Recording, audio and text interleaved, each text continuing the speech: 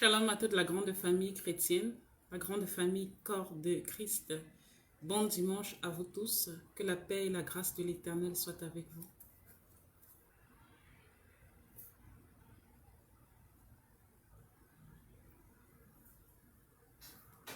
Je suis la servante de Dieu, précieuse Diane. Bienvenue à ce rendez-vous habituel chrétien, chrétienne, venez, on en parle. C'est le titre de notre émission hebdomadaire. Vous êtes là toutes les semaines, chaque dimanche, vous êtes là au rendez-vous. Frères et sœurs, je suis heureuse d'être encore avec vous une fois de plus.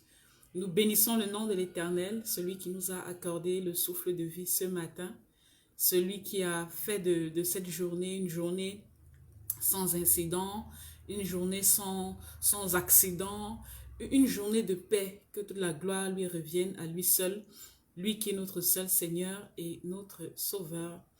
Frères et sœurs, cette émission, elle est faite généralement avec soit ma personne, la servante de Dieu précieuse Diane, ou alors avec le pasteur Christian. Le pasteur Christian est le visionnaire de ce ministère. Le nom de ce ministère, c'est International Christian Church. C'est un ministère qui a une composante locale, une composante online. Nous saluons tous nos frères et sœurs, de la plateforme Instagram, YouTube, WhatsApp et aussi ceux-là qui sont ici avec nous sur Facebook. Si vous ne pouvez pas écouter cette émission en direct, vous pourrez toujours l'écouter en différé sur YouTube, sur les chaînes YouTube. Donc, frères et sœurs en Christ, encore bienvenue à vous tous. Nous avons les commentaires qui commencent déjà à pulluler. Là, nous avons la sœur Juka Camilla qui dit Shalom, Shalom à tous frères et sœurs en Christ. Shalom, sœur précieuse Diane. Bien, le bonsoir à vous. Shalom, ma sœur Juka. Que la paix et la grâce du Seigneur soient avec vous. J'ose croire que vous allez bien. C'est un plaisir d'être avec vous. C'est un plaisir de vous avoir une fois de plus encore sur ce plateau. Vous êtes une habituée, vous êtes là tous les dimanches. Pour ceux qui viennent pour la première fois, pour les curieux, ceux qui viennent juste pour savoir qu'est-ce qui se dit là-bas, nous vous invitons à poser vos questions. Vous avez la possibilité de poser des questions de connaissance de la parole de Dieu, c'est-à-dire des questions bibliques, mais aussi vous pouvez poser des questions extra-bibliques, des questions personnelles, si vous avez des choses à partager. Contactez-nous à travers les commentaires YouTube ou alors à travers le live, des commentaires directs du live. Mais aussi, vous pouvez nous contacter à travers les messengers et aussi à travers les messages WhatsApp. Frères et sœurs en Christ, vous pouvez poser toutes vos questions. Si vous avez une situation personnelle qui vous dérange, vous voulez poser une question, vous voulez partager ça sur ce plateau, n'hésitez pas, frères et sœurs en Christ. Et si vous voulez garder l'anonymat, ce n'est pas un souci. Nous pouvons très bien relater votre histoire et vous donner un conseil, une direction, une exhortation, une orientation à la lumière de la parole de Dieu, sans toutefois citer vos noms ou vos prénoms, en vous attribuant un nom anonyme. Nous avons des commentaires, nous avons la sœur Marie Archange qui dit Shalom, servante de Dieu. Et nous avons le frère Romuald qui dit Shalom, servante de Dieu. Shalom à vous, ma sœur Marie Archange, ma sœur Berthe. C'est toujours un plaisir. Et shalom à vous, frère Romuald. Donc, frères et sœurs en Christ, vous connaissez déjà les horaires. Nous sommes toujours en été, les horaires ne sont pas changés. C'est toujours nos mêmes horaires maintenus au Brésil, aux États-Unis, spécialement dans l'État de Washington DC. En Afrique centrale, vous avez les mêmes horaires qui sont maintenus. S'il vous plaît, partagez ce live afin que, ou alors cette émission pour que ceux-là qui voudraient bien être des nôtres ou bien ceux-là que le Saint-Esprit pourra vous utiliser pour qu'ils découvrent la plateforme ou alors l'émission, que cela puisse se faire sans problème et sans souci. Donc, soyez libres et partagez pour que les membres, les gens puissent pouvoir avoir accès pour nous écouter. La sœur Marie Archange dit, je suis à l'heure aujourd'hui, gloire à Dieu, soyez abondamment bénis. Vous m'arrachez un petit sourire, ma sœur Berthe. Effectivement, vous êtes à l'heure ce dimanche. Je me souviens, il fut un dimanche, vous aviez mal régler votre horloge, je dirais. Il fut un autre dimanche, je pense que c'était un inconvénient, peut-être le travail, souvent c'est la famille, mais aujourd'hui vous êtes là avec nous. Nous glorifions le Seigneur. Je suis contente de vous avoir, ma sœur Marie Archange, de vous avoir surtout à l'heure. Donc, c'est un plaisir, ma sœur. Nous avons notre frère, le bien-aimé, le bien-aimé Nathan Kadiso, qui dit bonsoir, servante de Dieu, précieuse Diane. Bonsoir, mon frère Nathan. Bonsoir, mon frère Nathan. C'est un plaisir d'être avec vous ce soir. C'est un plaisir énorme. Donc, comme à l'accoutumée, frères et sœurs, nous allons donner la liste des noms des personnes qui ont posé des questions et leurs questions ont été enregistrées. Ceux qui ne suivent pas leur nom dans cette liste, ça voudrait tout simplement dire que nous n'avons pas encore reçu vos questions. Prière de reposer les questions. Peu importe la plateforme que vous avez utilisée, est-ce que c'est Facebook, est-ce que c'est WhatsApp, est-ce que c'est Messenger, peu importe, si nous n'avons pas lu votre nom, c'est tout simplement parce que votre question n'a pas encore été enregistrée. Changez de plateforme ou alors essayez d'utiliser la même plateforme pour nous renvoyer votre question. Comme ça, nous allons être sûrs que vos questions sont là pour qu'on puisse nous vous orienter à la lumière de la parole de Dieu. Nous avons un message de... Je ne sais pas si c'est un frère ou si c'est une sœur. Je dirais frère ou sœur Bimpo Namyango. Frère ou sœur Bimpo Namyango. Je ne sais pas si vous êtes un frère ou une sœur, mais vous avez envoyé un message, nous l'avons reçu. Shalom, servante de Dieu, précieuse Diane, et à toute la famille chrétienne. Shalom à vous, frère ou sœur Bimpo Namyango. Merci d'être avec nous ce soir. Vous êtes le ou la bienvenue sur ce plateau. Que le Seigneur vous bénisse, vous fortifie et bon dimanche, frères ou sœurs Bimpo Namyango. Nous avons la bien-aimée, notre sœur Evelyne Laure, qui dit Shalom la famille, paix et grâce à tous, paix et grâce sur vous, ma sœur Evelyne, Shalom à vous, bon dimanche. Nous avons aussi notre bien-aimée, la sœur Denise Zoé, qui dit bonsoir servante de Dieu et bonsoir à tous mes frères et sœurs en Christ. Bonsoir à vous, la sœur Denise Zoé. Nous recevons vos salutations. Bien le bonsoir. Shalom à vous. Paix, paix, paix et grâce soit sur vous, ma sœur Denise Zoé. Donc, je le disais tantôt, ceux-là qui n'ont pas et qui n'écouteront pas leur nom dans la liste des questions enregistrées, vous allez juste reposer pour qu'on puisse encore enregistrer. Oh, ok, d'accord. J'ai le frère Bimpo qui dit « Je suis un frère ». J'espère que je lis bien. Blimpo. Vous allez me permettre de me rapprocher un peu plus. Je suis myope sévère. Donc, je pense que c'est le frère Blimpo. Je me rapproche un peu plus. D'accord.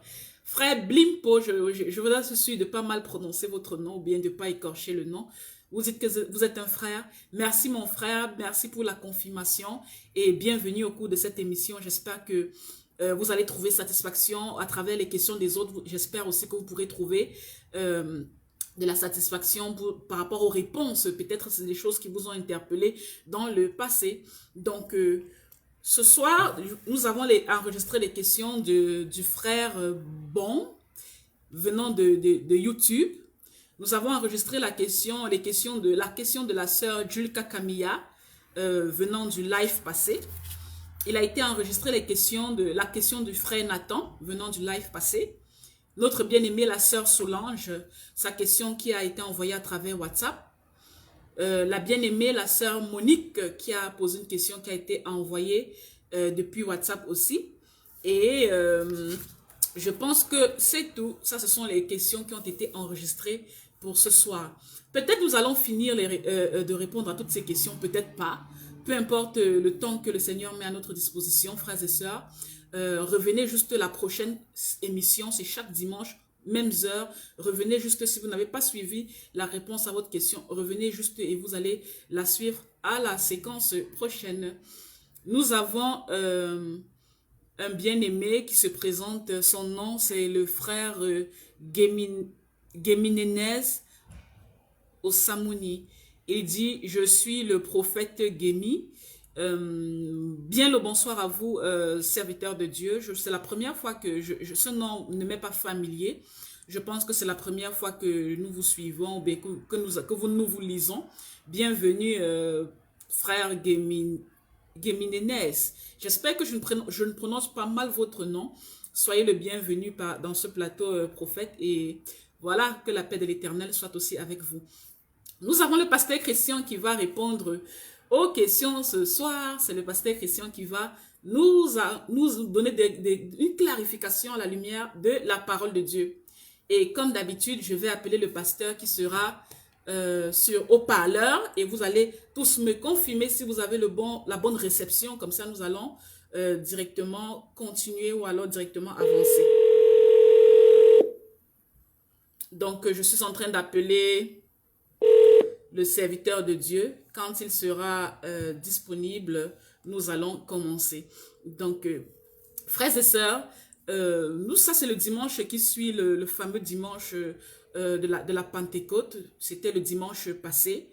C'était un dimanche important. J'espère que c'est un dimanche qui n'est pas passé simplement à travers les frères et sœurs de la famille chrétienne. J'espère que c'est un dimanche j'espère que chacun de vous, dans son intimité avec le Seigneur, j'espère que chacun de vous a eu à célébrer ce dimanche qui était une journée très importante. Il y a des gens parmi vous qui avaient déjà reçu le baptême du Saint-Esprit. Et il y a d'autres qui n'ont pas encore reçu le baptême du Saint-Esprit, qui sont toujours dans la persévérance et en attente. Peu importe la situation où vous vous trouvez, ce qui s'est passé dimanche passé, entre guillemets, c'était un événement très important pour le corps de Christ. Un événement extraordinaire pour l'Église. Et frères et sœurs en Christ, c'est une occasion pour tous. J'ai mis le pasteur sur haut-parleur. C'est une occasion pour tous, frères et sœurs, de vous rappeler d'où vous venez. C'est une occasion pour vous tous de vraiment vous accrocher encore à la parole de Dieu, à la manifestation de dons spirituels dans votre vie et à la relation, à la communion avec le Seigneur à travers le Saint-Esprit. Bonsoir, pasteur Christian. Bonsoir. Comment allez-vous, pasteur Christian? Bon dimanche, que la paix de l'Éternel soit avec vous. Bon dimanche également à vous-même ainsi que à tous ceux et celles qui nous suivent en ces moments. Nous allons très bien par la grâce de Dieu. Que le Seigneur Jésus-Christ soit loué, pasteur Christian. Nous allons retourner vers les frères et sœurs qui vont nous confirmer si le retour est bon. Frères et sœurs en Christ, signalez-nous en commentaire, s'il vous plaît, si vous avez le bon retour du pasteur afin que nous puissions effectivement commencer. Nous avons la sœur Marie Archange qui dit « Réponse Saint sur Saint » de son côté.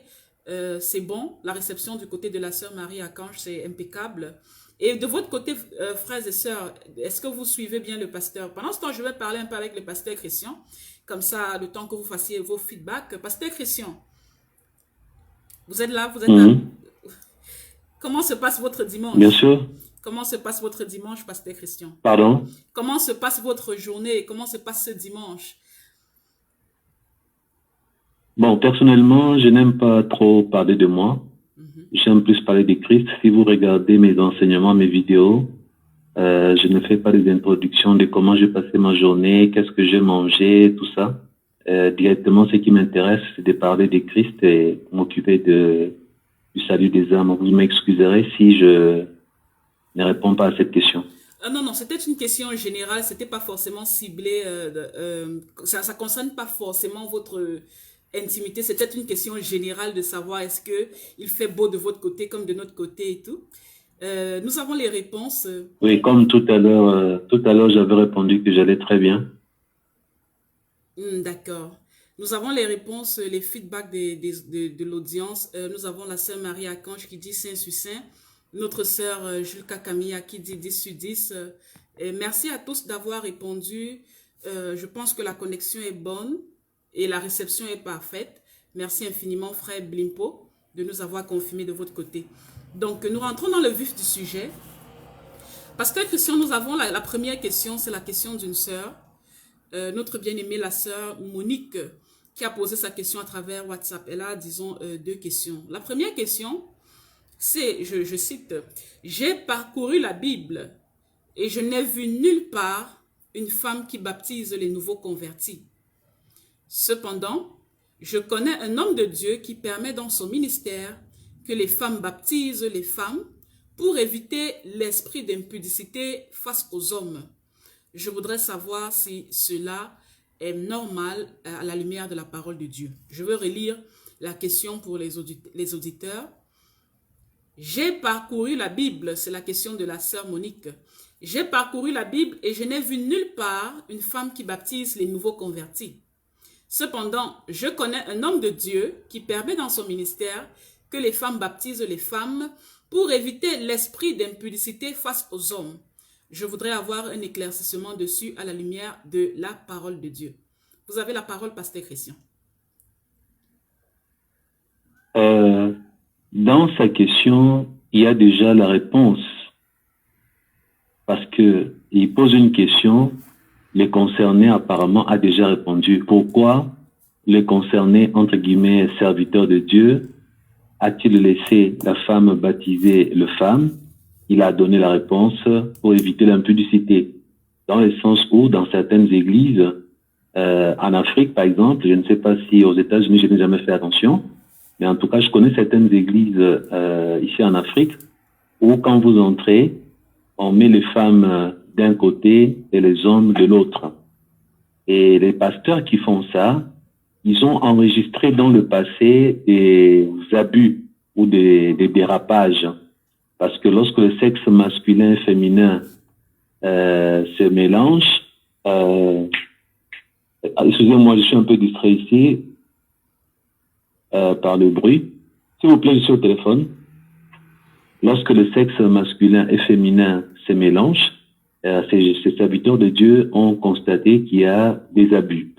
Ils ont leur raison de prendre des décisions du genre. Dans notre église, les femmes seront à gauche, les hommes à droite. Je ne vois pas de péché en ça. Au fait, le bien-aimé qui a dit qu'il a parcouru la Bible, il n'a pas vu. Je lui poserai aussi la question, a-t-il parcouru la Bible et a-t-il retrouvé dans la Bible télévision, radio, ordinateur, Internet et avion? Je ne pense pas. Mais ce sont des choses que le bien-aimé utilise. S'il voyage, il prend l'avion. Et je crois que tout de suite, là, nous sommes en train d'utiliser l'Internet, n'est-ce pas? Et nous sommes sur un réseau social. Ces choses ne sont pas dans la Bible. Ce que j'aimerais dire, les gens qui pensent que tout doit être dans la Bible, en tout cas, ces gens-là se trompent dans le sens où, dans la Bible, on ne trouvera pas les dictionnaires, Larousse, on ne trouvera pas la télévision, on ne trouvera pas la radio, mais ce sont des choses qui sont venues et que nous utilisons. En fait, que c'est quoi la loi? Voilà ce qui est dit dans la loi des hommes, que n'est infraction que tout ce que la loi a interdit. Si vous êtes dans un pays où il n'est pas interdit d'avoir deux femmes, tu épouses deux femmes, tu n'as commis aucune infraction, parce que cela n'a jamais été interdit. Pour que tu sois en infraction, tu dois violer une prescription, tu dois violer un texte écrit, décidé que telle chose ne doit pas se passer comme ceci. S'il vous plaît, je suis en live et le bruit, ça me dérange, ça dérange aussi les gens qui nous suivent en live.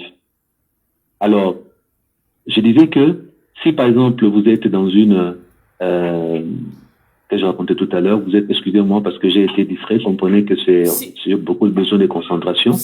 Je disais encore quoi, rappelez-moi s'il vous plaît. Par exemple, vous êtes dans un pays où dans la loi, il n'y a pas d'interdiction à épouser deux femmes, vous n'êtes donc pas en... Voilà. Donc, voilà, c'est ce que je disais, si vous êtes dans un pays où il n'est pas question d'interdiction de la polygamie et qu'un homme venait à épouser deux femmes, on dira par là que c'est une infraction. Non, parce que cela n'a pas été interdit. Maintenant, nous avons la Bible qui a donné les 10 commandements. Par exemple, dans l'Ancien Testament, nous avons les textes des 10 commandements disaient X chose, Y chose, n'est-ce pas? Et à partir de ce moment-là, c'est lui qui enfreignait un commandement, enfreignait toute la loi. Maintenant, la Bible, il y a des choses que la Bible n'a pas citées. Regardez par exemple dans les 10 commandements, il n'était pas question d'épouser une seule femme. Qu'est-ce que les autres ont fait, les apôtres, pardon, pas les apôtres, le roi? On a retrouvé David qui pouvait avoir 3 femmes, 2 femmes. On a retrouvé des serviteurs de Dieu dans l'Ancien Testament qui étaient polygames. Hein, vous voyez? Et nous n'avons pas vu dans l'Ancien Testament un verset direct qui disait que non, écoutez, le roi David a été puni par Dieu parce qu'il avait plusieurs femmes, que le roi Salomon a été puni par Dieu parce qu'il avait il avait plusieurs femmes. Donc si vous voyez déjà par là, nous ne sommes pas en train de dire, par exemple, que la polygamie est une bonne chose, qu'elle est approuvée par Dieu. Nous sommes en train de dire que si Dieu avait trouvé la nécessité d'écrire les 10 commandements, parce que Dieu savait qu'il fallait mettre de l'ordre dans la conduite et dans la marche de son peuple. Il sortait d'un pays qu'on appelait Égypte. Égypte avait ses lois, Égypte avait sa façon de vivre. Ils avaient copié de l'Égypte le mœurs et voilà, leurs manies, leurs habitudes. Alors Dieu, pour réguler les choses, il a fait écrire les 10 commandements. Et parce que si vous regardez dans les 10 commandements, ce sont les choses courantes de la vie au quotidien. Si vous regardez dans les 10 commandements, ce sont des choses qui étaient nécessaires en ces moments-là. Mais comme la révélation est progressive, qu'est-ce qui s'est passé ensuite? Les apôtres, par exemple, sont revenus à l'Ancien Testament où la Bible dit qu'il n'est pas bon que l'homme soit seul, l'homme au singulier, et une femme a été donnée. Et si vous regardez, par exemple, l'apôtre Paul qui écrit, qui dit l'évêque doit être mari d'une seule femme. Il faisait allusion à ça parce que Paul s'est retrouvé dans un environnement où il y avait certains chrétiens qui étaient polygames. Et la chose n'étant pas interdite directement par des versets bibliques, l'apôtre Paul a donné sa position qui était inspirée. Donc ce que je veux dire par là, c'est quoi? C'est que c'est vrai, parmi les apôtres, il n'y a pas eu une femme apôtre. Parmi ceux qui ont dirigé, je pense que la connexion pose problème. Si la connexion pose problème, faites-moi signe pour que je revienne en arrière, que je répète ce qui a été dit. Est-ce que vous me suivez très bien? Oui, très bien. La connexion est bonne. D'accord. Donc, je disais, parmi les apôtres de Jésus, il n'y a pas eu de femme. Jésus n'a pas choisi une femme apôtre. Et lorsque Judas a trahi, il n'a pas été question de les remplacer par une femme, parce qu'après, c'est un autre homme qui a remplacé. Autour de l'apôtre Paul, nous avons retrouvé la présence d'une femme qui s'appelait Priscille. Priscille, femme d'un serviteur de Dieu, Aquilas. Les deux ont eu à enseigner Apollos. Et nous avons vu qu'il y avait une femme servante de Dieu en action. Et cette femme travaillait dans les 5 ministères, elle était dans le pastoral. Mais si nous regardons autour des apôtres, Pierre, Jacques, Jean, nous ne trouvons aucune femme pasteur, ni aucune femme qui enseignait la parole de Dieu. Mais si nous regardons autour de Paul, il y en avait une. Autant Paul, qui, entre guillemets, est considéré parfois comme un petit misogyne, autant Paul, qui était un peu ferme à l'égard de la femme, c'est même lui qui va dire que ce n'est pas l'homme qui a été coupable de transgression, c'est la femme, parce que dans la culture juive, la manière que eux considéraient la femme était un peu déconsidérée. Ils avaient leur raison par rapport à l'historique, ils avaient leur raison par rapport au commencement des choses. Donc la femme était un peu caricaturée. D'une certaine manière, l'apôtre Paul a dû aussi prendre en considération la culture juive. Mais dans l'ensemble, ce qui n'a pas été interdit par Jésus-Christ dans la bouche de ses apôtres ne peut pas être considéré interdit aujourd'hui. Il n'existe aucun verset qui empêche à la femme d'exercer un ministère. Donc c'est un débat inutile parce qu'on en a parlé plusieurs fois. Dans le contexte de la question de notre bien-aimé frère, ce pasteur, je ne vois pas quel mal il fait. Vous dites? Sœur Monique, c'est la sœur Monique. Allô? Oui, c'est la sœur Monique qui a posé la question, la bien-aimée. Ah, désolé. Donc, dans la question de notre bien-aimée sœur, en tout cas, le pasteur n'a rien fait de mal, au fait.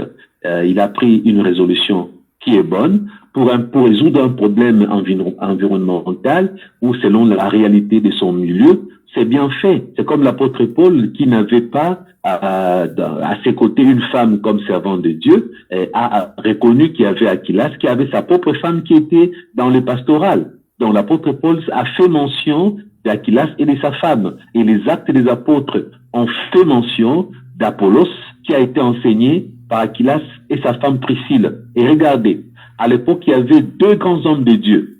Plusieurs se revendiquaient, moi je suis de Paul, moi je suis d'Apollos, moi je suis de Paul, moi je suis d'Apollos. Donc vous comprenez par là que l'apôtre Paul n'était pas le seul grand. C'est vrai qu'Apollos n'a pas écrit des évangiles ni des épîtres. Voilà pourquoi nous avons l'impression que non, l'apôtre c'est les meilleurs, c'est lui, blabla, parce que nous ne... Les autres n'ont pas écrit, Apollos n'a pas écrit, mais à l'époque, l'apôtre Paul ne pouvait pas. J'ai plus d'onction, je fais beaucoup plus de miracles. Non, Apollos aussi faisait des miracles. Il était aussi loin. Mais la Bible n'a pas beaucoup parlé de lui parce qu'il n'était pas question de raconter la vie d'Apollos. Mais imaginez ces grands hommes qui s'est retrouvé rivaliser avec l'apôtre Paul dans les bouches de chrétiens de l'époque. Ces grands hommes a été enseigné par une femme également. Une femme du nom de Priscille avec son mari Aquilas.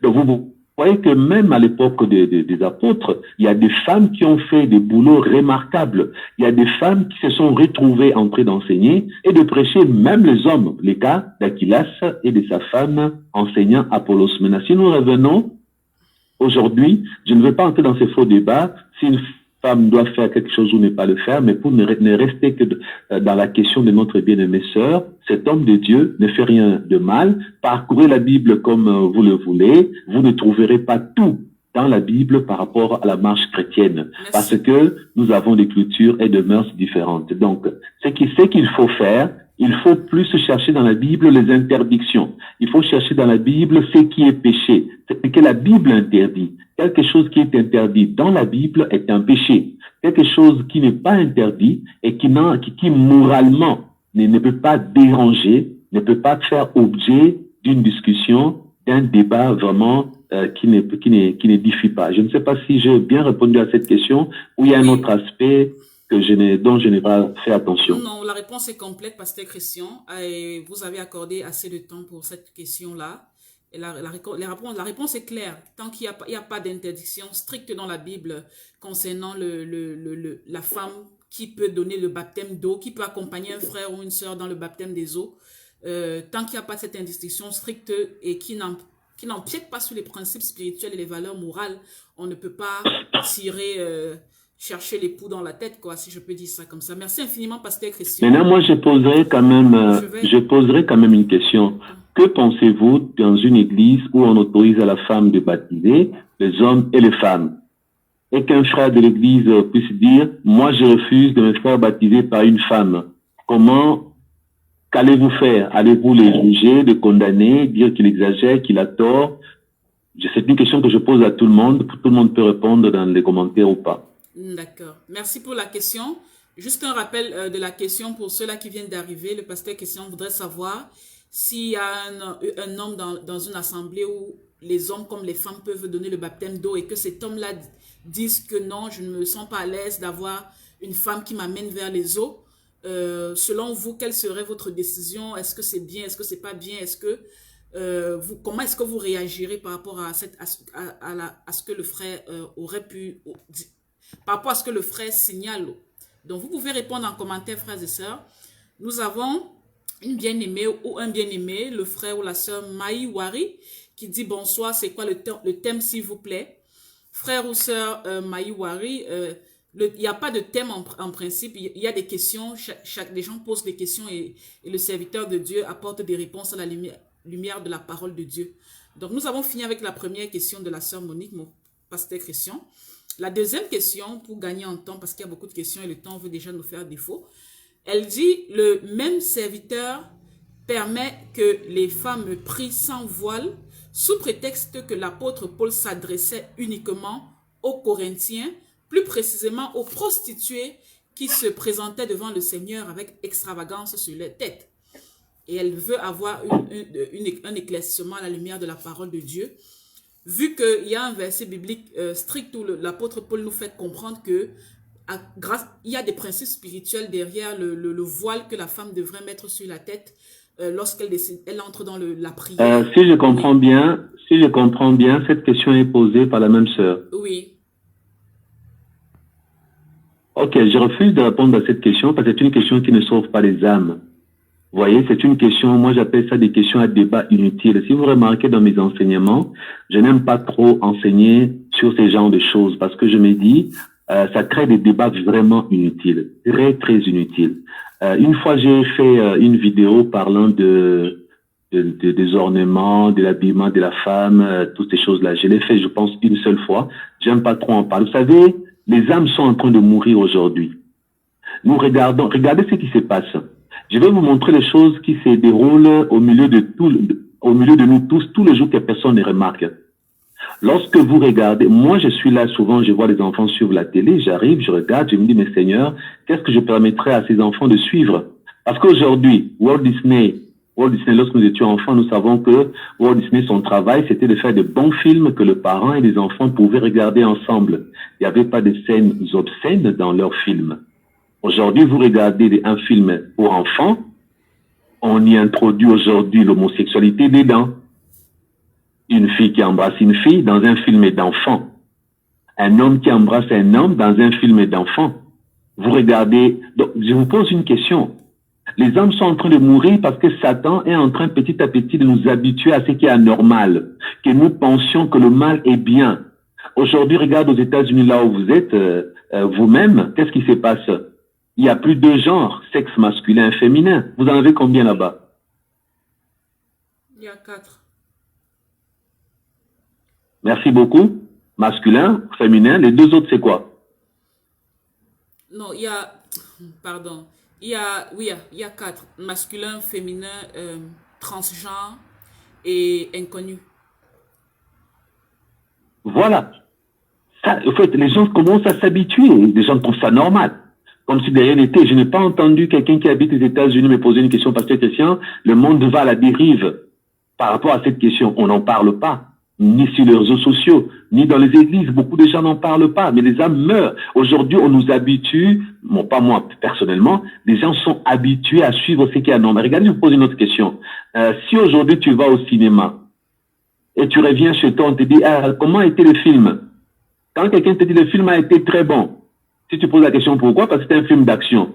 Et dans les actions, il y a quoi? Les tueries. On assassine, on explose les immeubles, on tue les gens. Donc imagine un peu aujourd'hui, même nous les chrétiens, nous avons oublié que dans un film, il y a l'immoralité, dans un film, il y a des assassinats, dans un film, il y a le péché. Mais nous pensons, bon, c'est normal, ce n'est qu'un film. Voyez un peu? Donc, si vous regardez encore dans notre environnement aujourd'hui, le satanisme commence à être enseigné à l'école. Hein, le cinéma est là, le satanisme à gauche, les gens meurent à droite, les faux pasteurs, les faux serviteurs de Dieu sont là, avec leurs enseignements sur bâtir les hôtels, les autres sont là avec du sel.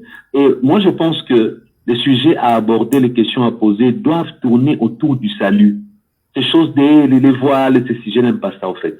S'il faut vraiment répondre à ce genre de questions, trouver d'autres pasteurs qui peuvent répondre. Moi, je trouve que c'est une distraction, et parce que j'en ai, vous-même, c'est vrai, Dieu précieux, Diane, vous êtes là.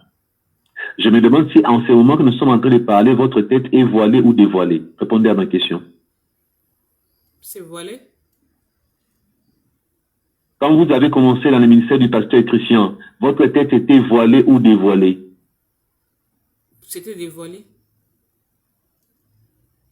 Vous étiez maquillé, oui ou non, quand vous avez commencé comme servant de Dieu dans mon ministère? Je me maquillais, je le fais toujours. Vous étiez maquillé, oui ou non? Si, bien sûr. Oh là là. Vous avez mis la pression de vous dire, écoutez, la Bible interdit de se maquiller, arrêtez de vous maquiller, arrêtez d'être dévoilé. Je vous ai mis une pression là-dessus. Je vous ai donné un ordre, un règlement d'ordre intérieur à exécuter. C'est ce que j'avais fait, n'est-ce pas? Non.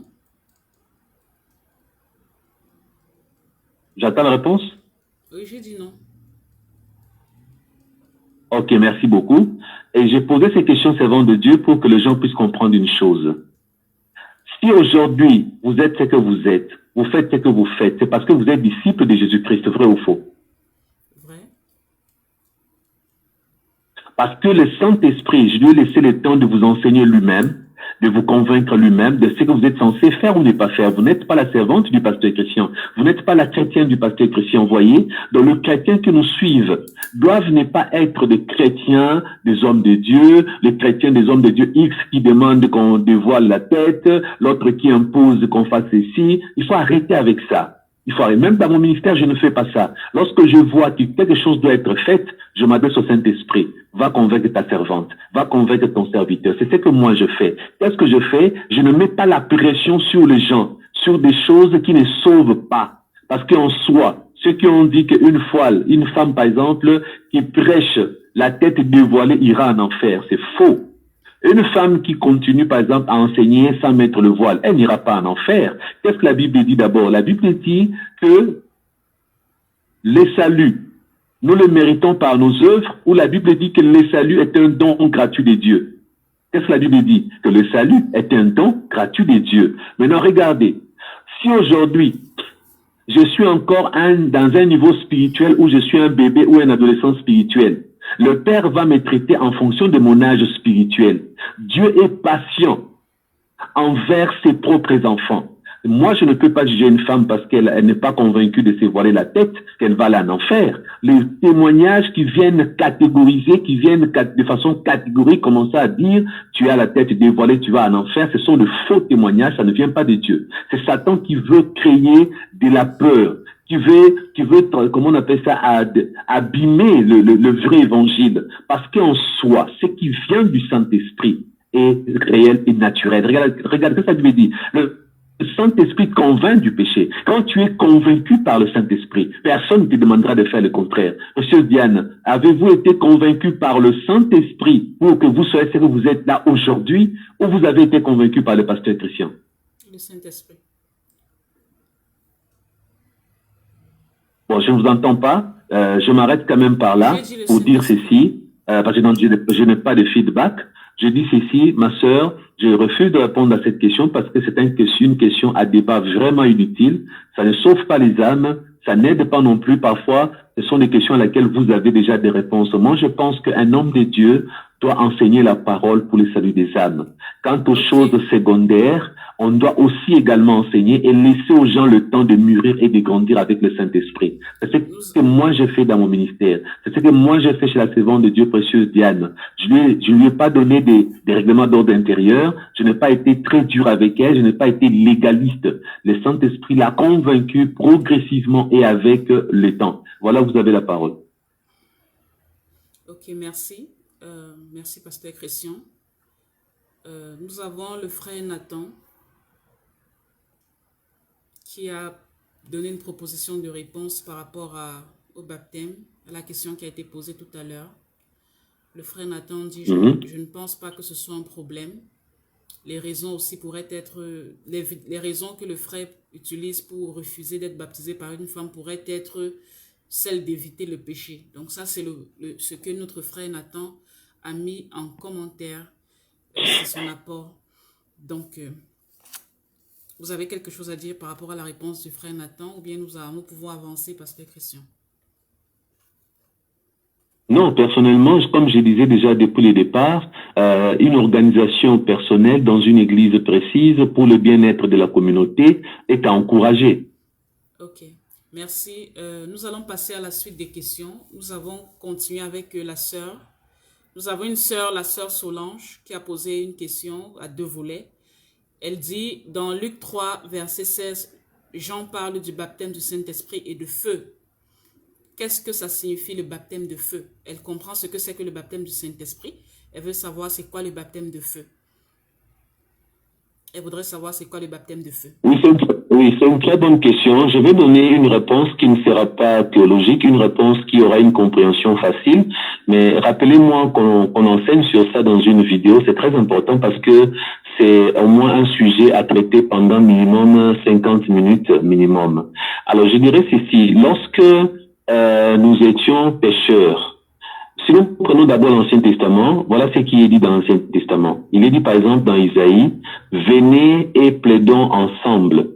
Si vos péchés sont noirs comme les cramoisis, ils deviendront blancs comme la neige. Si ils sont rouges comme la pourpre, donc ils seront comme la laine. » Donc, ces images, c'est pour montrer que dans l'Ancien Testament, Dieu est celui qui lave. Dieu est celui qui nettoie, qui purifie. Donc, tout ce qui est sombre, lui, il les éclaircit. Maintenant, revenons. Dans l'Ancien Testament, on tuait les animaux pour que le sang couvre le péché. Et Jean a dit, voici l'agneau de Dieu qui ôte les péchés du monde. Et nous avons Jésus par son sang qui pardonne nos péchés. Et quand il s'agit du péché, il pardonne. Mais souvent, nous oublions une chose. Beaucoup de gens, prenons les cas de ceux qui ont touché à la magie, de ceux qui ont touché aux fétiches, de ceux qui se retrouvent aujourd'hui, non pas seulement qu'ils ont péché, mais Satan a détruit leur vie en mettant des saletés, des immondices, c'est un peu de façon imagée. Alors quand la Bible dit que nous serons baptisés du Saint-Esprit et du feu, cela veut dire que quand le Saint-Esprit descend, souvenez-vous à la Pentecôte, il est dit que les langues semblables à des langues de feu s'est posé sur chacun d'eux. Semblable, quand on dit semblable à des langues de feu. Dans le langage humain, ce qui a été vu, on pouvait l'appeler feu. Ça, c'est un langage humain, comme on dit, des langues semblables. Mais dans le spirituel, on ne peut pas dire vraiment que c'était des langues de feu. C'est pas si nous sommes en train de nous comprendre. Regardez, vous avez par exemple l'apôtre Jean. Lorsqu'il écrit dans l'Apocalypse, il nous parle de la fin des temps. Il nous parle par exemple, des sauterelles au ciel qui crachaient le feu. Mais non, c'est que Jean a vu les guerres. Qu'est-ce qu'il a vu? Des avions de guerre qui faisaient quoi? Qui lançaient des missiles. Mais ne connaissant pas les avions de guerre, ne connaissant pas les missiles, lui, dans sa vision, il voit ces avions de guerre comme étant des sauterelles dans le ciel. Il voit les missiles bombardés comme étant de feu crachés par les sauterelles. De la même manière, quand il voyait de bombardiers ou alors des submersibles qui sortaient de la mer, il pouvait appeler au nom de bêtes et autres. Bref, ce que je veux dire par là, c'est quoi? Quand la Bible dit des langues semblables à des langues de feu, on trouve ce qui est humain pour que nous puissions saisir le spirituel. En fait, quand on dit le feu du Saint-Esprit, il ne s'agit pas vraiment du feu que vous voyez avec vos yeux. On veut simplement dire qu'il y a une puissance accompagnatrice. Le Saint-Esprit ne vient pas seulement pour être là, il vient pour agir. Quand on dit qu'il vient avec le feu, par exemple, c'est pour consumer tout ce qui est de Satan. Quand on parle de son feu, il s'agit de sa puissance de destruction des œuvres du ténèbre. Voilà pourquoi quand nous chassons les démons au nom de Jésus, en fait, c'est le Saint-Esprit qui nous donne la puissance pour que le nom de Jésus nous aide à chasser les démons. Est-ce qu'on peut, pourquoi par exemple nous avons des gens qui disent au nom de Jésus, rien ne se manifeste parce qu'ils n'ont pas le sceau du Saint-Esprit. Lorsque tu reçois Jésus comme Seigneur et Sauveur, le Saint-Esprit te marque, il met une marque sur toi, que tu appartiens à Dieu parce que tu es un avec le Père comme Jésus a prié dans la prière de sacerdotale dans Jean 17. Il a dit pour que nous soyons un avec eux comme le Père, toi et moi nous sommes un. Donc le Saint-Esprit, c'est lui qui s'occupe de cette opération dans le monde spirituel, de faire de sorte que nous soyons ensemble dans le lieu céleste, assis à la droite de Christ, que nous ayons la puissance de chasser les démons, de guérir les malades. Donc le feu, c'est une image de puissance pour nous expliquer ce que le Saint-Esprit fait. Il n'est pas seulement là pour nous reconnaître comme enfants de Dieu, parce que la Bible dit, l'Esprit dit à notre esprit que nous sommes enfants de Dieu. Son travail ne consiste pas à nous reconnaître comme enfants de Dieu, mais son travail consiste aussi à faire quoi? À détruire les œuvres du diable par notre canal. Voilà un peu une explication simple pour une compréhension aussi simple. Mais on va approfondir. Okay. La servante de Dieu précieux Diane va me rappeler. On fasse un enseignement là-dessus, qu'on donne les autres détails beaucoup plus scripturaires. Ok, merci Pasteur Christian. Et le deuxième volet de sa question, c'était comment reconnaître que le Saint-Esprit nous parle. Très très bonne question, parce qu'aujourd'hui, je dirais aux chrétiens, la majorité, le Saint-Esprit ne leur parle pas. La majorité, ils écoutent les esprits familiers. Je crois que j'ai déjà suffisamment enseigné, excusez-moi, sur les esprits familiers. Alors vous qui ne comprenez pas de quoi il s'agit, vous allez dans la description découvrir le lien de vidéos parlant des esprits familiers. Alors aujourd'hui, comment savoir que le Saint-Esprit te parle? Moi, je vais parler de moi personnellement.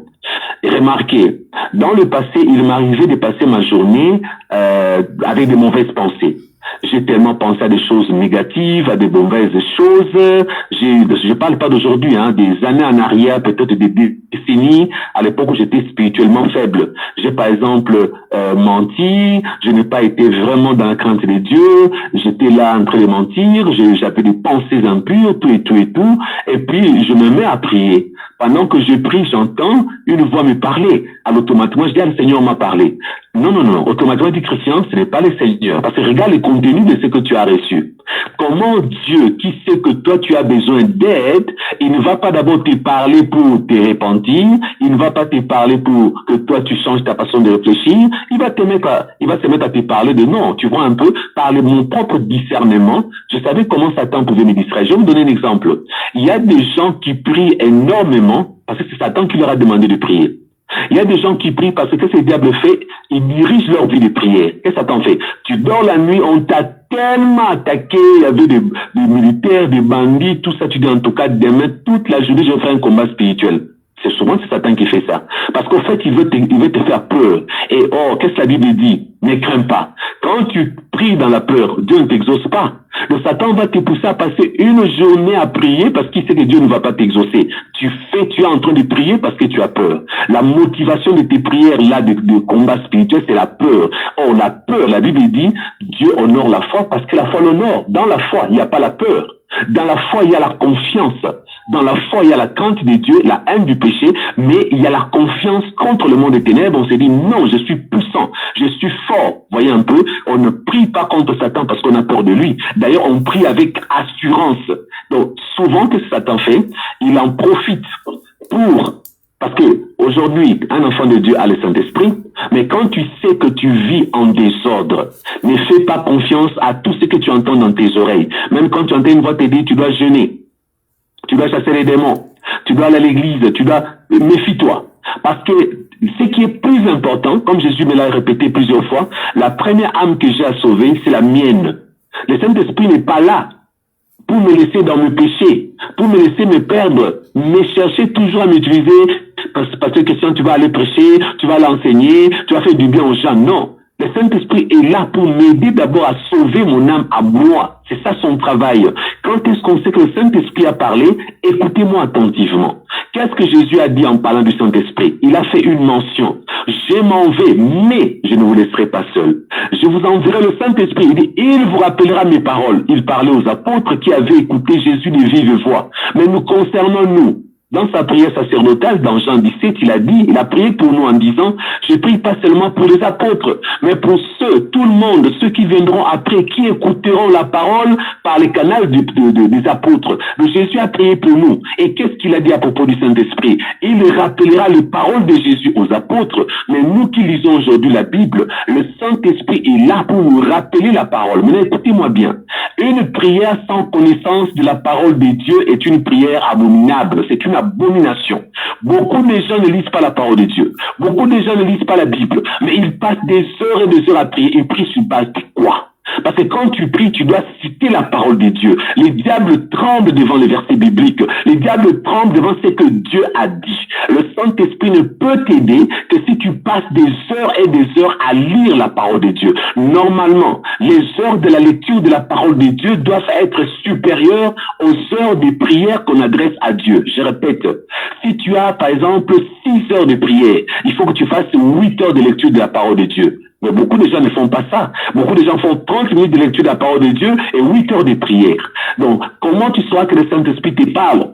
Lorsque tu lis vraiment la parole de Dieu, tu passes des heures à lire la Bible et lorsque tu pries, tu dis le Saint-Esprit viendra prendre ce que tu avais lu. Là où tu n'avais pas compris, il va te donner la compréhension. Lui-même, quand tu pries, il commencera à te rappeler même de versets. Parce que même Jésus, il n'a pas vaincu Satan lorsqu'il l'a tenté en fabriquant des réponses. Il a dit, il est également écrit que l'ennemi est venu distraire Jésus en donnant les versets bibliques. C'est ce que les esprits familiers font aujourd'hui. Tu reçois tellement de versets dans ta tête, mais dans le but de t'induire en erreur. Tu recevras des versets mal interprétés par les démons qui te parlent dans ta tête et tu vas mal les utiliser. Mais si tu passes des heures à lire vraiment la parole de Dieu, même quand les démons te donneront un verset biblique, tu vas répondre à la voix qui te parle dans la tête. Il est aussi écrit que, comment savoir que le Saint-Esprit me parle? Lorsque je vis dans la sanctification, dans la haine du péché, dans la crainte de l'Éternel, je passe des heures à lire la parole de Dieu et je prie beaucoup. Et là, mon âme et mon esprit sont tellement dans la présence de Dieu que plus je passe du temps dans la présence de Dieu, plus j'apprendrai à écouter la voix de l'Esprit et je saurai faire la différence entre la voix du Saint-Esprit et la voix des démons. Voilà pourquoi Jésus a dit, le vrai berger est connu par les brebis et les brebis entendent sa voix. Ils reconnaissent le berger, vous voyez. Ils ne reconnaissent pas la voix de loup ravisseur. Vous avez la parole. Merci infiniment. Je pense que la sœur est satisfaite par le contenu de la réponse. Nous avons d'autres questions qui attendent encore. Le temps nous fait défaut. Je vais sans tarder continuer. Apparemment, il y en a beaucoup. Frère Roger. Si on ne peut pas finir, elles seront utilisées pour la séance prochaine. D'accord. Nous avons les salutations de notre frère, le frère Roger qui arrive et certaines personnes, les nouvelles personnes qui arrivent là. Bon dimanche à vous. Nous allons continuer avec les questions. Le frère Nathan a posé une question au cours du live passé. Il dit dans le livre de Genèse, chapitre 25, versets 33 à 34, nous avons l'histoire d'Ésaü qui a perdu son droit d'aînesse.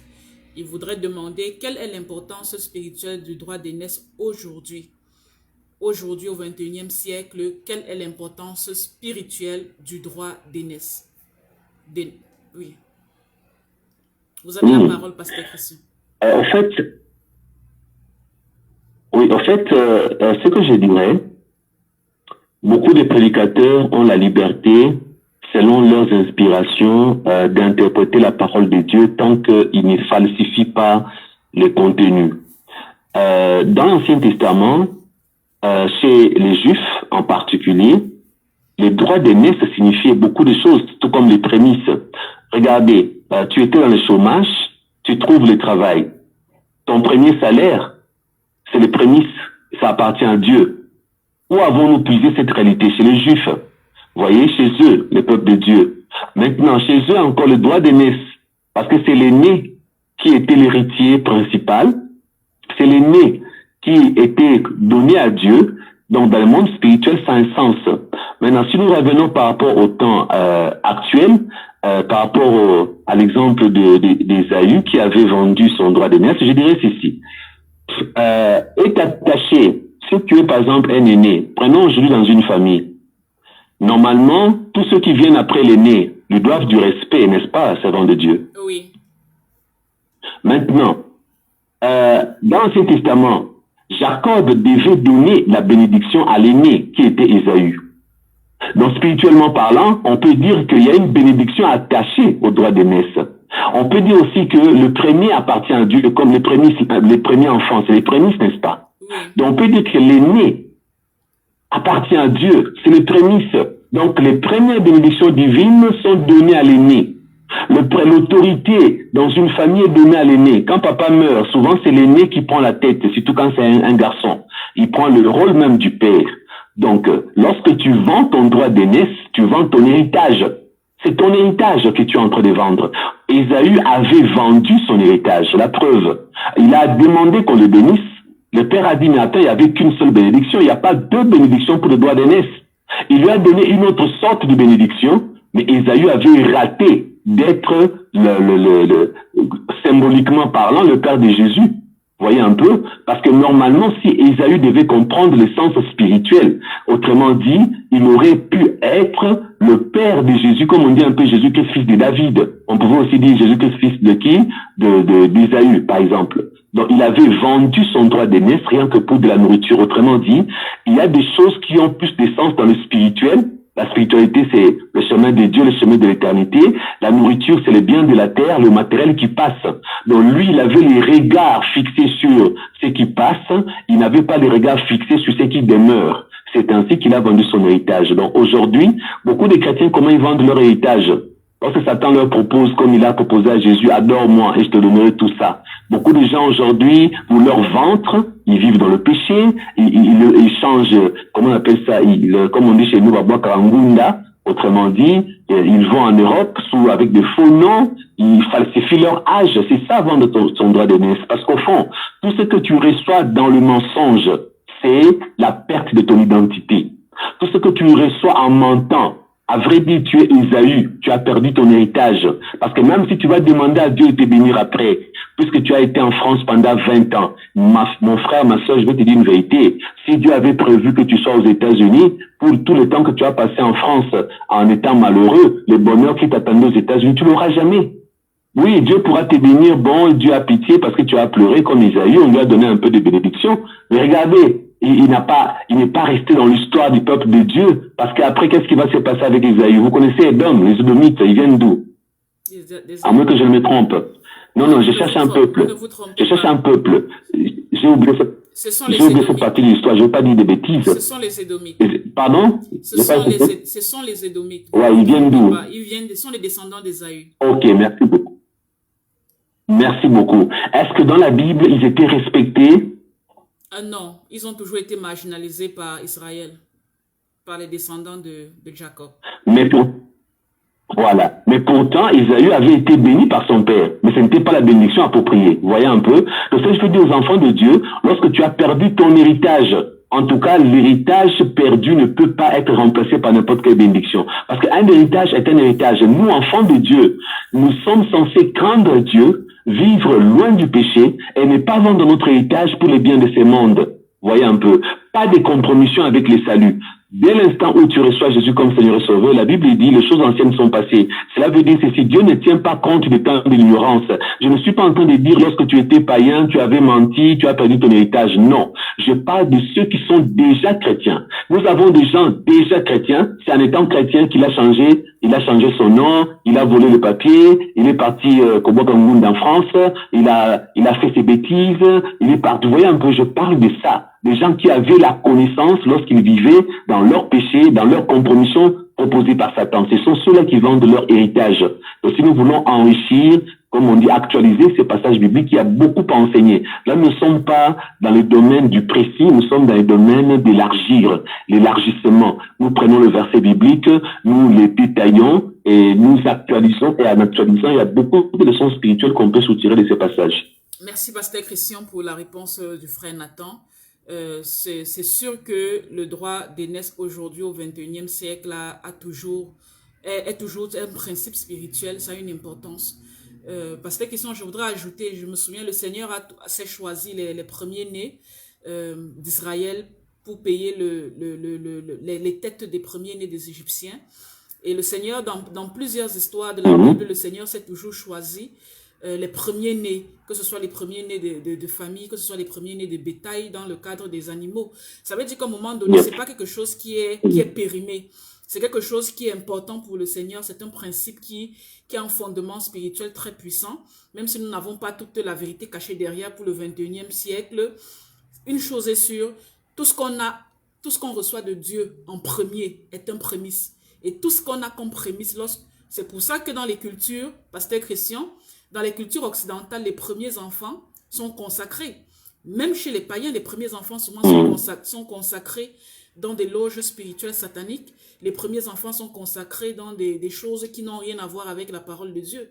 C'est pour dire que derrière ce qu'on reçoit en premier, derrière la première grossesse, le premier enfant, il y a toujours un principe spirituel important qui peut changer tout le cours d'une destinée.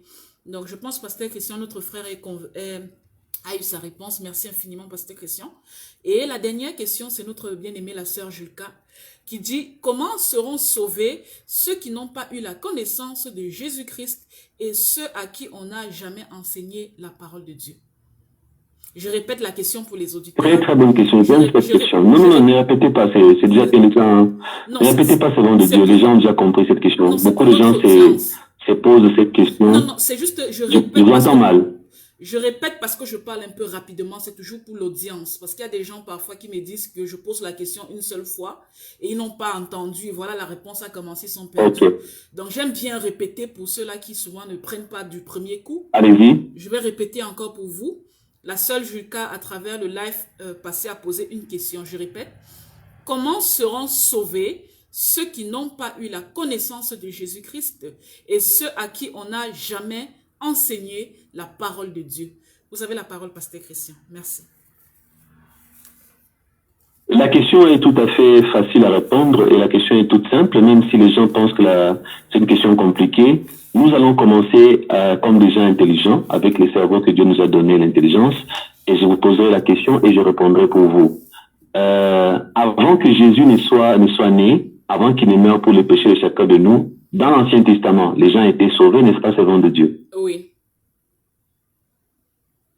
Et si nous prenons ceux qui ont eu connaissance des 10 commandements de Moïse, la loi, les décalogues répétés, ils ont connu la loi. Si Dieu, tu meurs après avoir connu Moïse, ça veut dire qu'après le temps de Moïse, tous ceux qui sont venus après Moïse et avant Jésus, dans l'espace entre Moïse et les 10 commandements et la mort de Jésus-Christ, prenons cet espace-là. Tous ces gens-là qui ont eu la loi de Moïse, qui ont vécu jusqu'à la mort de Jésus avant sa résurrection. Ils seront jugés selon la loi, les 10 commandements donnés et les autres qui accompagnaient les 10 commandements. Parce que c'est dans cette période-là, dans cette dispensation, dont ceux-là seront jugés selon les 10 commandements et les autres prescriptions. Maintenant, ceux qui ont existé avant Moïse, ils ne seront pas jugés selon la loi. Parce que la loi n'avait pas encore été donnée. Regardez à Caïn et Abel. Il n'y a pas de loi en ce moment-là. Comment est-ce que Abel, en péchant, Dieu pouvait le juger pour l'envoyer en enfer? C'est par sa conscience. Caïn, est-ce que ce que tu as fait là est bon? D'abord, il commence à dire, je ne suis pas le gardien de mon frère. Dieu lui parle pour lui montrer que ce que tu fais n'est pas bon, parce qu'il sait ce qui est mal, il sait ce qui est bon. Regardez même son attitude vis-à-vis de Dieu. Il sait qu'il a fait du mal à son frère, le premier assassin de l'histoire. Donc ceux qui n'ont pas connu la loi seront jugés selon la loi de la conscience. Là, nous sommes avant la loi. Maintenant, regardez. Nous avons 2 grands événements qui ont eu lieu dans l'histoire de nous les hommes. Nous avons l'événement où Moïse recevra la loi. Nous avons Jésus qui viendra et qui va, qu'est-ce qu'il va faire? Il ne va pas abolir la loi, il va accomplir la loi. Il est l'accomplissement de la loi. Et qu'est-ce que Jésus-Christ va faire? Il va mourir à la croix comme l'agneau immolé de Dieu pour nous sauver. Et dès l'instant où Jésus est venu, la Bible dit maintenant, désormais pour être sauvés, nous n'avons qu'un seul médiateur. Nous n'avons plus besoin de la loi pour être sauvés. Nous avons maintenant besoin de Jésus. Aujourd'hui, ceux qui meurent au temps de Jésus seront jugés pour avoir refusé le Fils de Dieu comme l'unique Seigneur et Sauveur de leur vie. Maintenant, regardez.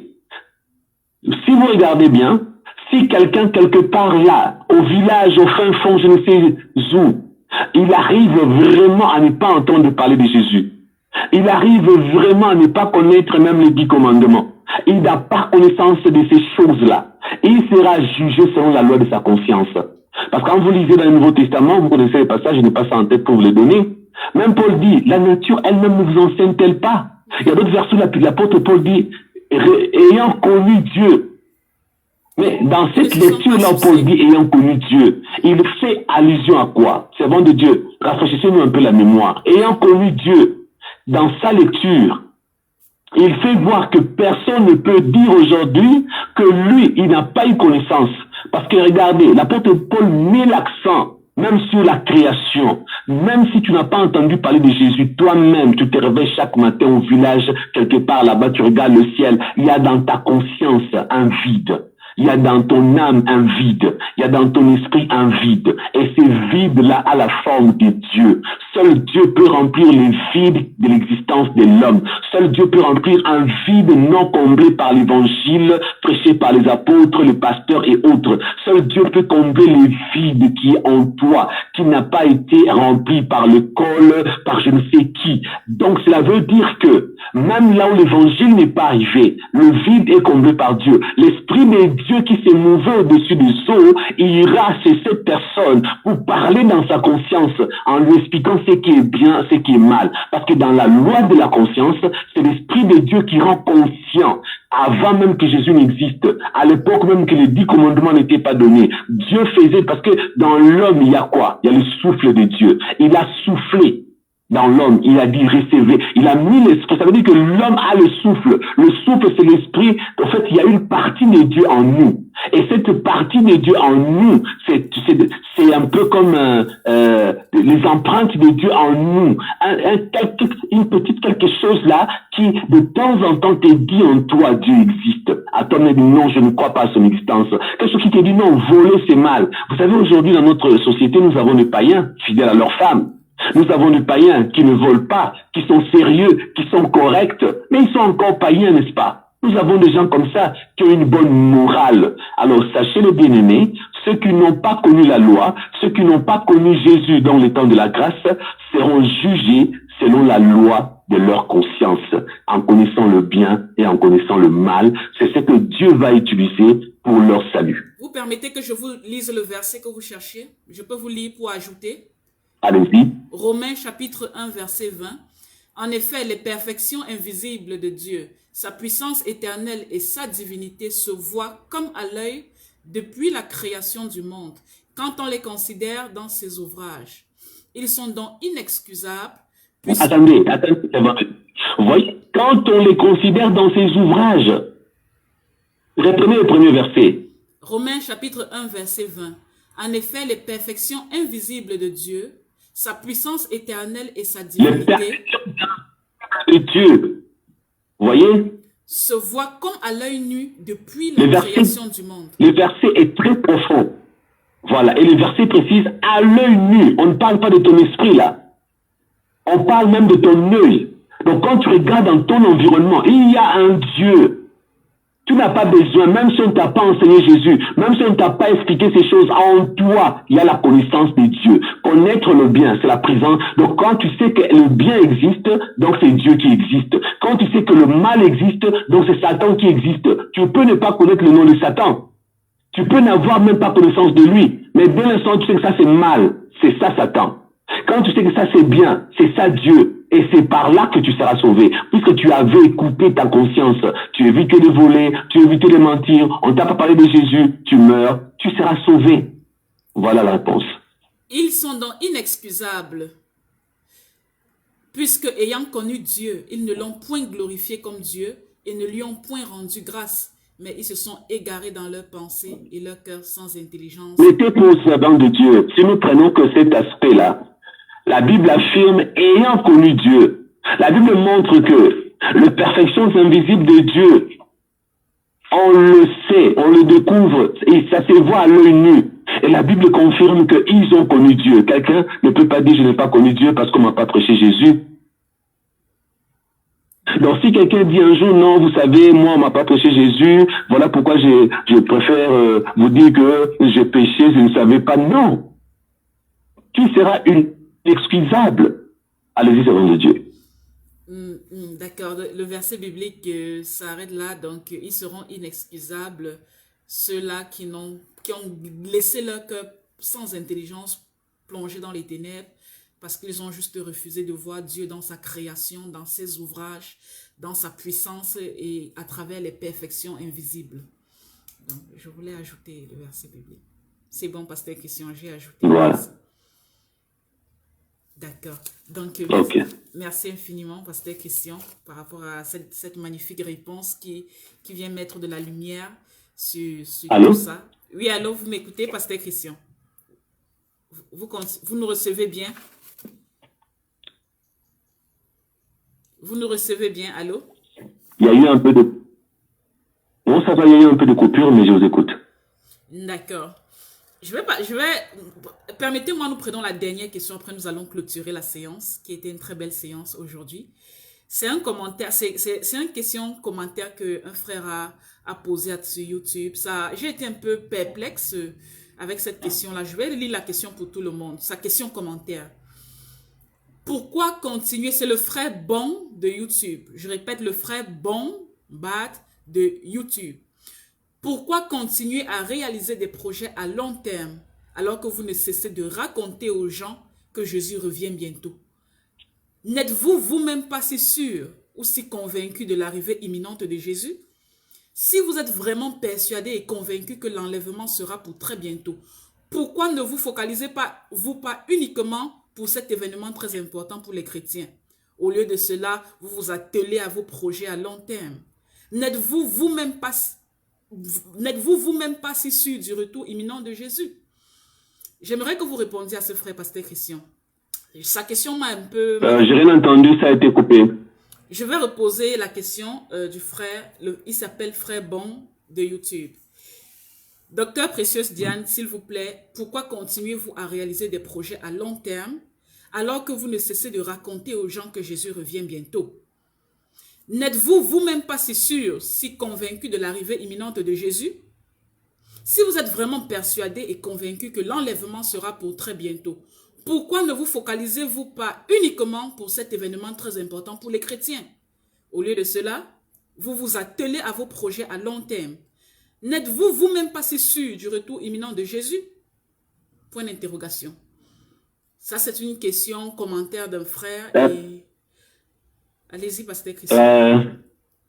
Beaucoup de gens pensent que sa question est très bonne, mais moi je dirais que sa question est enfantine. Oui. Je ne juge pas le frère, mais je doute fort que sa question ait été posée avec une bonne intention. Je vais vous dire pourquoi. La Bible que nous sommes en train de lire là, elle a été écrite il y a 5 ans, n'est-ce pas? Non. Les livres les plus vendus au monde, c'est la Bible. C'est même pour le temps. La science, quand nous avons été au banc de l'école, nous entendions toujours dire « Ah, c'est telle époque avant Jésus ou après Jésus ». C'est comme ça qu'on faisait. Maintenant, ils n'ont plus voulu entendre parler de Jésus parce qu'en fait, Jésus a existé. C'est pour dire ceci. Les apôtres eux-mêmes, quand Jésus leur a dit « Je reviens bientôt », eux-mêmes, ils attendaient le retour de Christ. Eux-mêmes, les apôtres. Ils ont attendu le retour de Christ comme s'il revenait, il allait revenir avant leur mort. Et Jésus a été précis. Quand on lui a posé la question, Jésus, écoute, tu es en train d'en aller là, mais dis-nous quand même, tu reviens quand? Donne-nous la date. Bon, il allait leur dire, écoutez, je reviens le 22 juillet 1864. C'est ce qu'il a fait, n'est-ce pas, servant de Dieu? Non. Il leur a dit, il n'y a que le Père qui connaît la date. C'est que Jésus veut dire par là, vivez votre vie, mariez-vous, mangez, mais ne vivez pas dans le péché. Soyez toujours prêts, parce que nous ne connaissons pas le jour ni l'heure. Seul Dieu connaît, donc son Père. Jésus l'a dit. Le Fils ne connaît pas, mais c'est le Père qui connaît. Alors soyez prêts. Il a même parlé du voleur. Le voleur, en fait, c'est pas c'est l'autre voleur là, hein. Jésus viendra comme un voleur, voilà, c'est ça l'expression. Il viendra comme un voleur, parce que le voleur, quand il entre chez vous, il ne vous signale pas, écoutez, je viendrai le 17 janvier 2023 pour vous voler chez vous. C'est comme ça que le voleur fait au Cameroun, je crois. Là-bas, c'est comme ça, n'est-ce pas, servant de Dieu? Non, je ne pense pas. Pas encore. Pas encore. Au Congo, le voleur ne te signale pas la date de sa venue. Peut-être au Malawi, on signale. Peut-être au Gabon, en Côte d'Ivoire, je crois. Ou au Sénégal. Mais au Congo, non, j'ai jamais vu ça. Donc Jésus viendra à un moment où personne ne saura. Alors, les serviteurs de Dieu qui vous ont dit qu'il va revenir en tout cas dans une année ici, ce sont des menteurs. Ceux qui vous ont dit c'est dans 2 ans, ce sont des menteurs. Ceux qui vous ont dit que Jésus revient dans 3 ans ici, dans 4 ans, dans 10 ans. Donc ceux qui ont donné une approximation, ce sont des gros menteurs qui se répandent. Peut-être même Jésus reviendra dans 50 ans, peut-être même dans un siècle. Nous n'avons aucune date de son retour. Alors mariez-vous, faites même des enfants. Voyez, 7, 8, 11, mettez au monde, ayez des projets, faites. Maintenant, si Jésus veut venir demain, eh bien, nous allons tout arrêter pour aller au ciel. Regardez les témoins de Jéhovah, ils ont menti aux gens, Jésus revient. À l'époque, je n'étais pas encore né, je crois. Je n'étais pas né, je crois, je vais encore vérifier. Mais je lisais des articles des journaux qui racontaient combien de gens avaient vendu leur maison. Combien les gens avaient dit aux enfants, vous n'allez plus à l'école parce que ça ne sert à rien, Jésus revient. Il y en a qui ont vendu leurs biens. Et quand la date est arrivée, Jésus n'est pas revenu. Ceux qui avaient fait 4 ans d'attente pour n'avoir pas été à l'université, ils avaient regretté. Donc, ce sont des enseignements qui induisent en erreur. Ne vivez pas, écoutez, préparez seulement. Jésus revient. Non. Je vous annonce, frères et sœurs, que c'est faux. Jésus ne reviendra pas selon ce qu'on vous a dit demain après-demain. Peut-être, personne ne connaît le jour, l'année, la date, personne donc. Vous avez la parole. Merci infiniment, Pasteur Christian. Vous avez profité, vous avez au même moment répondu à la deuxième question de ce frère qui disait pourquoi est-ce que certains pasteurs continuent toujours de prêcher dans certaines confessions le retour imminent de Jésus et qu'est-ce qui prouve que ces pasteurs ne se trompent pas? Vous avez répondu à la question, ils se trompent parce que même le Fils ne connaît pas le jour, seul le Père connaît. Donc, merci infiniment, Pasteur Christian. Et je voudrais aussi rappeler quelque chose aux frères, si vous me permettez, Pasteur Christian. C'est Dieu qui donne le souffle de vie. Donc, si Dieu, le Père, qui connaît la date du retour du Fils, continue de me donner le souffle de vie chaque matin, ça veut dire que Dieu le Père juge important le fait que Précieuse Dame doit se réveiller pour vaquer à ses activités du quotidien. Qui suis-je donc pour dire, le Père m'a donné le souffle de vie, moi je me réveille, mais je ne fais rien parce que j'attends Jésus. Aussi longtemps que le Père me donne le souffle de vie et me réveille le matin, j'ai une mission accomplie. Je dois garder ma lampe allumée en attendant le retour de l'époux. C'est ma seule persévérance et ma seule espérance. C'est ce que je voulais ajouter, Pasteur Christian. Merci infiniment à tous ceux qui nous ont suivis. Merci. Bien sûr. Merci au frère Yao et à tous ceux-là qui ont fait des commentaires, qui ont apporté qui ont apporté de l'eau à ce moulin. L'émission était magnifique. Nous allons laisser le pasteur Christian faire une prière de clôture. Et pour ceux-là qui êtes des habitués, nous nous retrouvons dimanche prochain à la même heure. Posez vos questions à travers WhatsApp, YouTube, Facebook, Messenger. Nous sommes là pour vous. Nous sommes là pour vous accompagner à la lumière de la parole de Dieu. Pasteur Christian, vous avez le micro pour la clôture de cette émission. Seigneur Jésus, c'est vrai que tu reviens bientôt selon ce que la Bible dit. Et ce que j'aime le plus, Seigneur, moi je connais la date de ton retour, pas la date précise, mais je connais qu'il y a une date où toi tu vas revenir. Laquelle? Le jour où tu diras, Christian, c'est ton heure. Ces jours-là, tu viendras me récupérer. Et lorsque tu me récupéreras, ça sera la fin de la vie terrestre pour moi. Et une fois je serai dans ta présence, si je suis fidèle, alors j'aurai mes récompenses et j'aurai l'éternité. Mais ceux qui rencontreront la mort au moment où ils vivent dans le péché, ceux-là, ça sera leur retour de Jésus-Christ parce que le jugement sera tombé. Ils attendront seulement le verdict après le trône blanc. Donne à chacun de comprendre que ton retour peut s'exprimer par leur mort physique.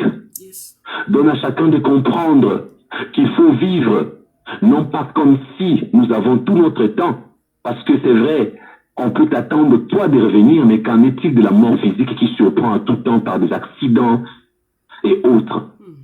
Donne-nous de te craindre par ton esprit. Donne-nous d'avoir envie de découvrir les choses célestes pour que nous puissions nous incliner devant le trône majestueux de Dieu, que nous puissions apprendre à craindre notre Dieu et à haïr le péché, Seigneur. Bénis chaque homme, chaque femme qui nous a suivis ce soir. Bénis chaque personne qui t'aime de tout son cœur, qui est toujours là à chercher à apprendre chaque dimanche dans ses lives, Seigneur, je t'en supplie. Que ces gens soient matériellement bénis, spirituellement bénis, et qu'ils soient remplis de ton onction et de ton esprit, et que l'ennemi se tienne loin d'eux au nom puissant de Jésus-Christ. Que rien n'échoue dans leur vie, que tout aille de l'avant, parce que ces gens t'aiment. Et pardonne leurs péchés, car il est écrit, ceux à qui vous pardonnez les péchés leur seront pardonnés. Mais nous disons, Seigneur, pardonne-nous nos offenses, comme nous pardonnons aussi à ceux qui nous ont offensés. Mais nous aussi, ta servante qui a beaucoup à faire, mais qui est fidèle. La plupart des fois, Seigneur, elle est toujours là, même quand elle est malade, même quand elle est fatiguée, même quand elle est occupée, elle te met toujours en priorité dans sa vie, dans tous les domaines.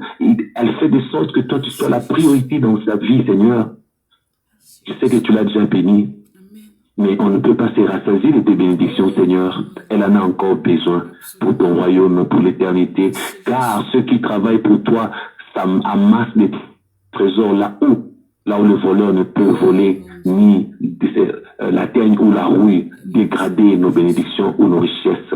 Nous avons ainsi prié au nom de Jésus. Amen. Amen. Merci infiniment. Merci. Bonsoir à tous. Shalom.